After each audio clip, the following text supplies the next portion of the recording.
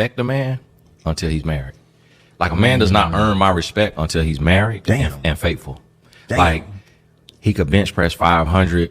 He can make $1 million a week. He can have a jet. He can have houses around the world. A man does not have my respect. He will have my kindness. He will have, my love as a brother, as a man, but he won't have my respect and admiration until he can be married and faithful. So is that the highest level of a man? It's the highest level of a man. And faithful in particular. Faithful, because anybody could be married. That's a piece of paper. See, real marriage is a covenant, because when we had marriage with God, we didn't have a courthouse. We didn't have a piece of paper. We have a covenant. So the piece of paper does not mean anything. And I remember my dad telling me that. He was like, listen, if you think that piece of paper going to change something, it's not. And we have to have a covenant. And this is what you'll notice when you look around. And this is why I was telling y'all, with a lot of podcasts that won't bring me on, they won't bring me on because they know from my message what I stand on. And they don't want their wives or their girlfriends to see that this is a level of living that's capable, and I'm settling. When Tony Gaskins has this mindset, and you around here talking to me like crap, and you around here talking about I got to give you a hall pass, and every man cheats and all of this. So they don't want to expose the woman who's in the darkness to men who speak in the light, who's showing the light. And so because of that, you'll notice most black men and men in general choose business and motivation over relationships, because it's easier to talk about making money than it is to talk about being faithful to one woman and loving one woman purely. Because what I have come to realize, the hardest thing for a man to do, and guys always capping in the comments when I say this, but they're not really living it, because I'm living it. The hardest thing for a man to do is be faithful to one woman. And what I mean by being faithful is not just about not having sex, but I also mean by cultivating her heart and mind, by speaking life into her, by understanding that his greatest strength is his gentleness, by not talking down to her, by not dictating and controlling and trying to silence her and make her. What men are looking for today are robots. Nah, nobody don't want to come on your want you on their podcast because they don't want to hear you pandering like you always do. Listen to you. You're trying to convince men to be a sucker. That ain't being no sucker. That ain't being no sucker. That man is doing what the Bible say he should do. He's loving a woman like God loves the church. Let me stop you right there. No. First of all, no. That's a two-way street. You can't guarantee that the woman that you choose is gonna be worth devoting your whole entire life to. Number one. And who fault is that? No, it ain't. It ain't necessarily your fault, because that could just not be a good woman. Period. You could have but you chose her. But so what? So you chose her. But you ain't. But you ain't got to sit there and be a sucker. You ain't got to sit there and just say, well, I'm going to stay in my marriage and I'm going to do this here because I want to be respected because I can be faithful. So how do you know that man is being a sucker? See, I hate when men go there. I hate when they go there. It's just like what he's saying. Let me finish. Let me finish. And then you can go off what I say. No, I can say what I need to say. Or say what you got to say. That's fine. But what he's doing is he's trying to play a best case scenario, and he's placing that on almost all men or the majority of the men. That's a best case scenario. Sure, if you got a good woman and the woman looks at you the same way you look at her, and she treats you the same way, then yes. Then you can be devoted to that woman, period. And you can say, I stay faithful and stay in the marriage. But if that's the case, then, well, hell, you would have more people married than divorced nowadays. But it ain't no guarantee. And you sitting up here saying, well, I don't respect no man that gonna stay, that can be with a woman and stay faithful in a marriage. Well, guarantee me there's a woman that's going to be worth it every time somebody gets married. But the on the other side, or the flip side, the man is just not going to stay faithful to her no matter how she is. See, he just playing out the best case scenario. He's just playing out a best case scenario. He did not. He is. He so if it's not the best, no, let me finish. So if you're saying that a man shouldn't be respected just because he wasn't placed in the best case scenario, so because he's saying he don't respect a man that's not married and that stayed faithful. So every man that's over the age of 25, 26, or married, or ages where we think men should be married, they're not supposed to be respected because they're not in a marriage and they're not faithful. Man, he just want to pander, man. That's all this is. He just a panderer, and that's what he's known for doing. That's why nobody don't want to have his jive ass on no podcast, because nobody don't want to hear it. I don't think that he's pandering. I think there was some quality information in what he's saying, because there's so many podcasts when men come on and they all say we need to expect that all men are going to cheat. So I hate that narrative that there are no good black men out there that will be in a relationship, be in a marriage, and know how to be loyal and faithful to a woman.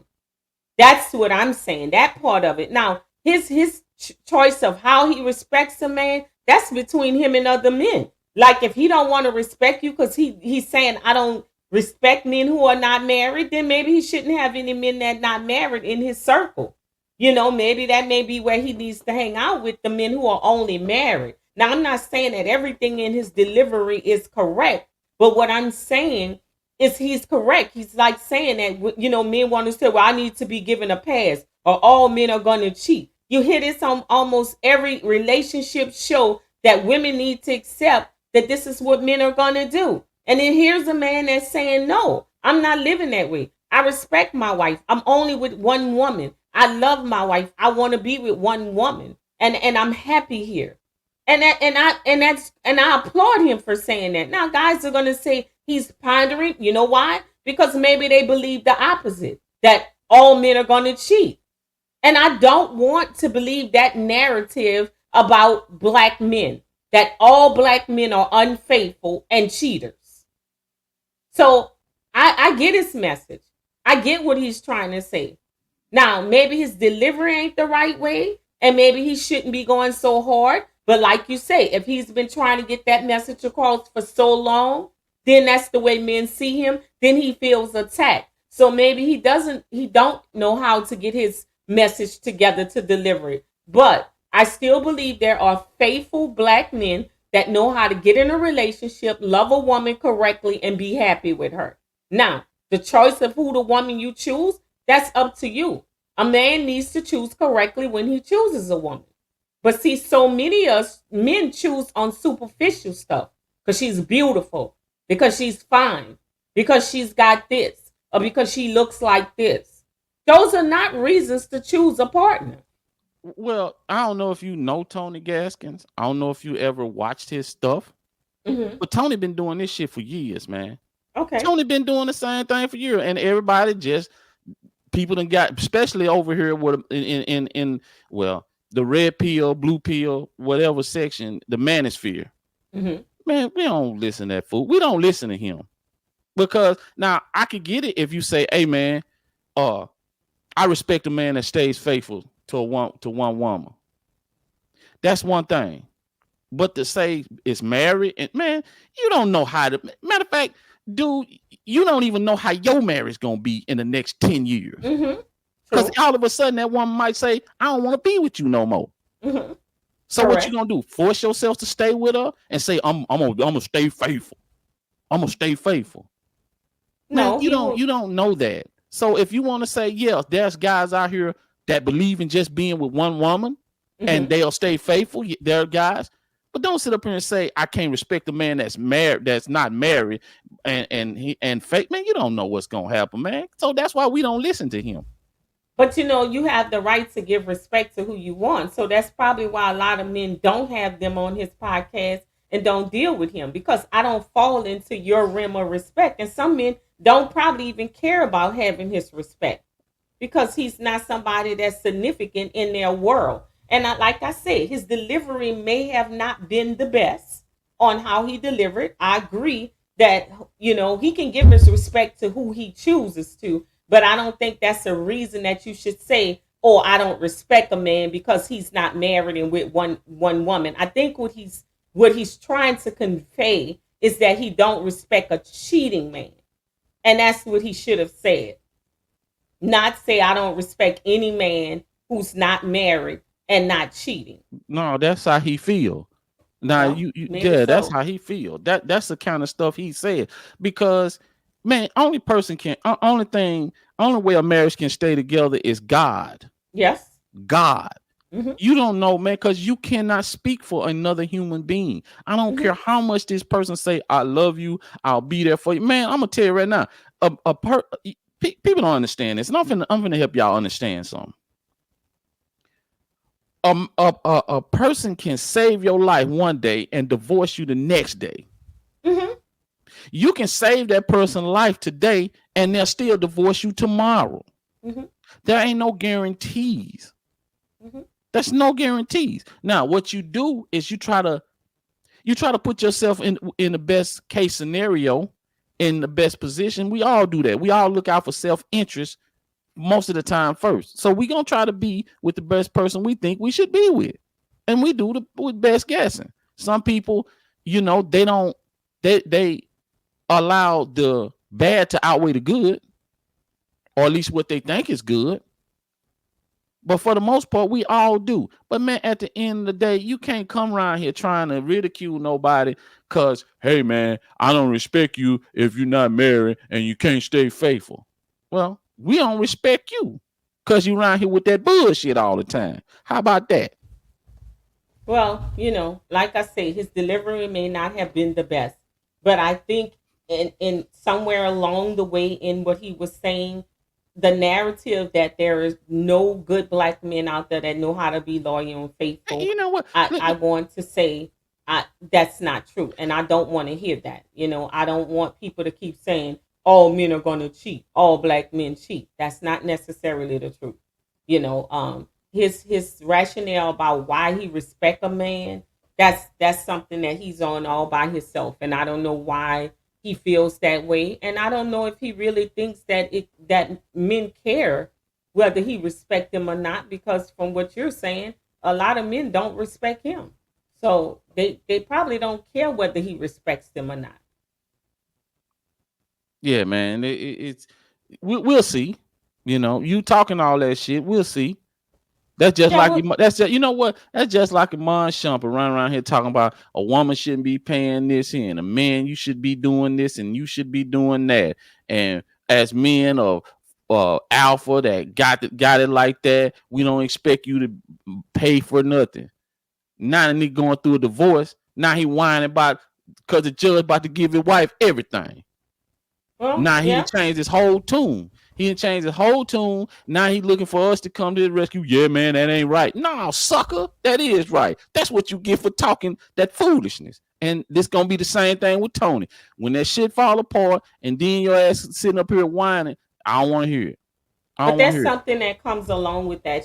Sometimes we always want to sit and say the woman, the woman, the woman. But most of those No, men I who, ain't much gonna say the no, let woman. me I ain't finish. gonna say. I'm Let gonna me finish. I'm gonna let you finish. I'm gonna Let me just say this finish. one thing.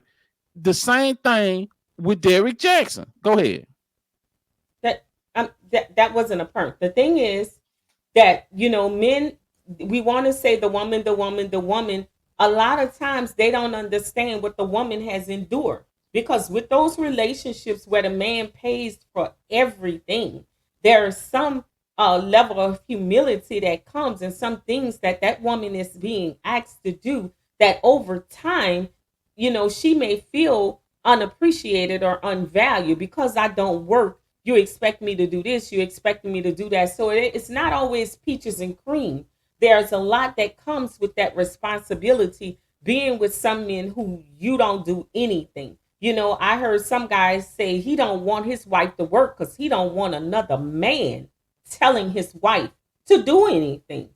That's crazy. The That's the insane. We the we function in life where there will be a man that at some point in time that may tell your wife to do something. It could be an officer, it could be the judge, it could be somebody. So you're not gonna walk around with that narrative that no other man could tell your wife to do anything. That's why you don't want her to work. The point I was trying to make was, okay, if that's how you want to conduct yourself, Tony, just like I used the example with Amon Shumpert, that what I'm trying to say is, don't come on here on your soapbox pointing a finger and trying to ridicule everybody else.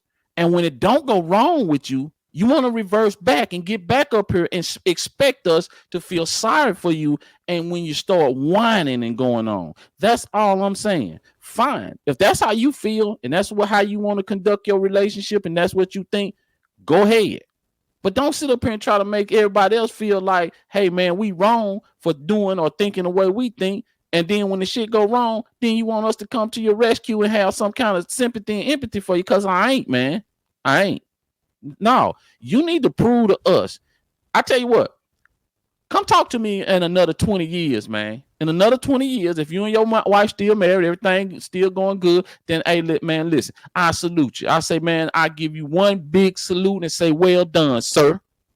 Mm-hmm. But right now, I don't want to hear that from, because you don't even know what's finna happen next week in your relationship. You don't know. Well, we do know it doesn't matter. Even in 20 years, this marriage could still fail. There's some marriages, where people have been together 50 years and the marriage goes back. Hey, well, at that point, you made 50 years. Failure? At that point, you made 50 years. So at least we can say you made 50 years, and that's and that's the pinnacle. Now, what happened after 50 years? Fine, it don't even matter after that. But at least you made 50 years. Yeah, that can be a success. So just because a marriage ends, and I know what you're saying, those marriages where they get up there and they do all this, and then the marriage ends very quickly after they've been married, and a woman ends up with so much of their stuff. And I just often say that woman didn't turn that way overnight. What did she have to endure in that marriage that made her feel like she feels? Because as we know, hell has no fury like a woman scorned. And so most of the time when they're out there and they have the outlet to talk, they're talking about what's being done to them. But let's talk about all the things that may have been done to that woman in that marriage to make her have such rage. Because there are couples who divorce and go their separate ways, and it's not like that. Not every marriage ends bad. Not every marriage, the woman is trying to take the man to the cleaner, or the man is trying to take the woman to the cleaner. They realize that the marriage didn't work and they go their separate ways. But there are these marriages where nowadays these people are doing that. And some women are going into marriages just for the wealth of the man. I do agree with that. But at the same token, men are choosing these women based solely on their looks and their beauty. Nothing more. Nothing more.